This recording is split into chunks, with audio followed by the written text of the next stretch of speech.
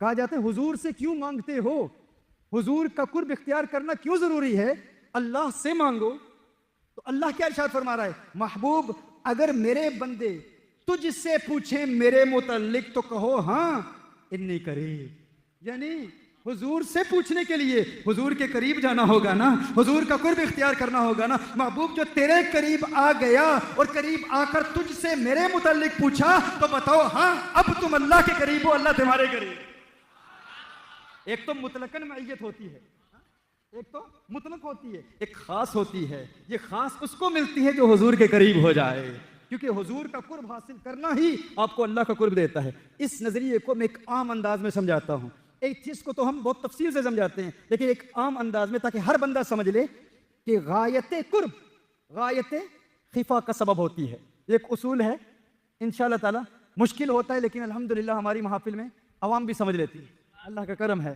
गायत कुर्ब गायत खिफा का सबब होती है। जो चीज़ इंसान से जितनी करीब हो ना उतनी ही उसकी निगाहों से ओझल होती चली जाती है। कहा जाता है अगर अल्लाह है तो दिखाओ, और फिर कुछ लोग कहते हैं कि नबी करीम सल्लल्लाहु अलैहि वसल्लम के वसीले की क्या ज़रूरत, हुजूर के वसीले को क्यों मानते हो। तो याद रखें गायत कुर्ब गायत खिफा का सबब होती है। जो चीज़ इंसान से जितनी करीब होती चली जाए उतनी ही उसकी निगाहों से ओझल होती चली जाती है। कैसे?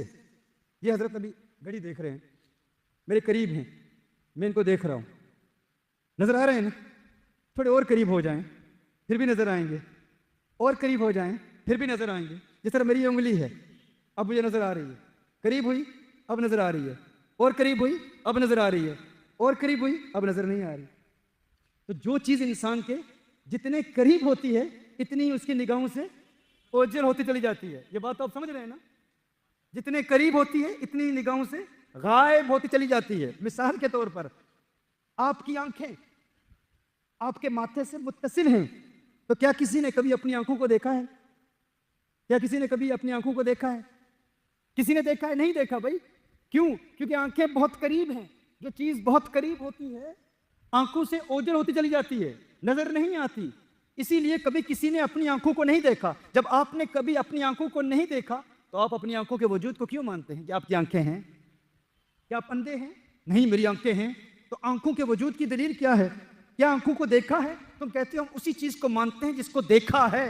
तो क्या अपनी आंखों को देखा है? कहा नहीं देखा। तो आंखों के वजूद को क्यों मानते हो? कहा हमने तो नहीं देखा, लेकिन किसी देखने वाले ने बताया है तुम्हारी आंखें हैं। किसी देखने वाले ने बताया है तुम्हारी आंखें हैं, इसलिए आंखों के वजूद को मानते। हमने तो नहीं देखा, किसी देखने वाले ने बताया। अच्छा, यहां पर एक और जुमला कह दूं, जिस देखने वाले ने बताया है कि तुम्हारी आंखें हैं, उसने तुम्हारी आंखों को अपनी किन आंखों से देखा था? उसने तुम्हारी आंखों को अपनी किन आंखों से देखा था? उसने भी तुम्हारी आंखों को अपनी उन आंखों से देखा था जिन आंखों को उसने भी कभी नहीं देखा था। वो तो खुद तुम्हारे उसूल के मुताबिक अंधा है, क्योंकि उसने तुम्हारी आंखों को अपनी उन आंखों से देखा जिन आंखों को उसने भी कभी नहीं देखा था। तो तुमने उस अंधे की बात पर यकीन करते हुए अपनी आंखों के वजूद का कौल कर दिया। उसने भी अपनी आंखों को कभी नहीं देखा था। पता चला ना उसने देखा ना तुमने देखा, तो तुमने अपनी आंखों के वजूद को क्यों मान लिया? कैसे मान लिया कि तुम्हारी आंखों का वजूद है? अब बात समझ रहे हैं ना?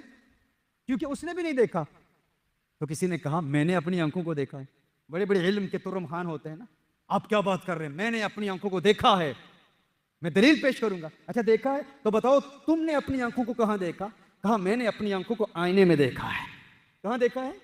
आईने में देखा है। अच्छा तुमने अपनी आंखों को आईने में देखा है, तो ये बताओ कि तुमने जब अपनी आंखों को आईने में देखा था तो किन आंखों से देखा था? क्या सुन रहे हैं? अब मैं क्या अर्ज कर रहा हूं? जब तुमने अपनी आंखों को आईने में देखा था तो किन आंखों से देखा था? अगर इन आंखों से देखा था तो आईने में क्या देख रही थी? ये आंखें तो यहां है ना। अगर इन आंखों से देखा था तो ये आंखें तो तुम्हारे माथे से मुत्तसिल हैं, आईने में देख क्या रहे थे? और अगर ये आंखें आईने में मुंतकिल हो चुकी थी तो फिर किन आंखों से देखा था? ये आंखें तो आईने में, पता चला आईने में तुमने अपनी आंखों को नहीं देखा था, आईने में तुमने अपनी आंखों का अक्स देखा है, आईने में तुमने अपनी आंखों का परतव देखा है, आईने में तुमने अपनी आंखों का रिफ्लेक्शन देखा है, आईने में तुमने अपनी आंखों को नहीं देखा, अपनी आंखों का अक्स देखा है। तो मैं ये कहने में हक बजानिब हूं, जो आंखें तुम्हारे जिस्म के करीब हैं उन आंखों को तुम आईने के वसीले के बगैर नहीं देख सकते, तो वो रब जो तुम्हारी जान से करीब है उसे वसीला है मुस्तफा के बगैर कैसे देख सकते?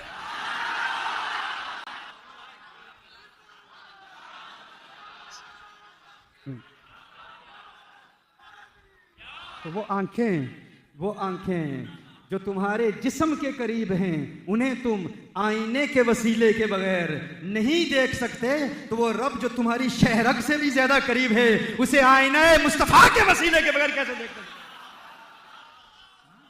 कैसे देख सकते हो? अल्लाह को देखना है, अल्लाह का कुर्ब इख्तियार करना है तो हुजूर अकरम सल्लल्लाहु अलैहि वसल्लम को देखो। मन रआनी फक़द रअल हक़, जिसने मुझे देखा उसने हक को देख लिया, उसने हक को देख लिया। तो हुजूर का कुर्ब इख्तियार करना ही अल्लाह का कुर्ब देता है, और हुजूर के कुर्ब के लिए हम गौसे आज़म का कुर्ब हासिल करते हैं, हम गौसे आज़म का कुर्ब हासिल करते हैं, उनकी मईयत इख्तियार करते हैं, क्योंकि ये वो लोग हैं जिनके कुर्ब के सदके अल्लाह जल्ल व अला हमें तकवा अता फरमाता है और तकवे में इस्तिकामत अता फरमाता है। गौसे आज़म सैयदना अश-शेख अब्दुल कादिर जिलानी रज़ियल्लाहु ताला अन्हु इरशाद फरमाते हैं, यख़ाफ़ुकल ख़ल्क़ बिक़द्रि मख़ाफ़तिका मिनल्लाह, कि जब इंसान अल्लाह से डरता है ना, तो जितना तुम अल्लाह से डरोगे ना इतना ही अल्लाह की मखलूक तुमसे डरेगी। हाँ?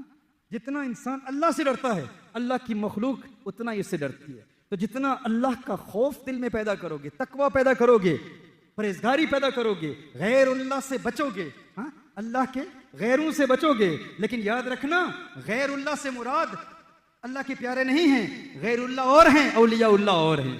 क्योंकि इत्तकुल्लाह के बाद फरमाया ना कुनू मास सादिकीन, अगर तकवा का मतलब है अल्लाह से डरो और गैरों से बचो, फिर फरमाया अल्लाह के प्यारों का कुर्ब इख्तियार करो। तो अल्लाह के वलियों का कुर्ब इख्तियार करना जरूरी है।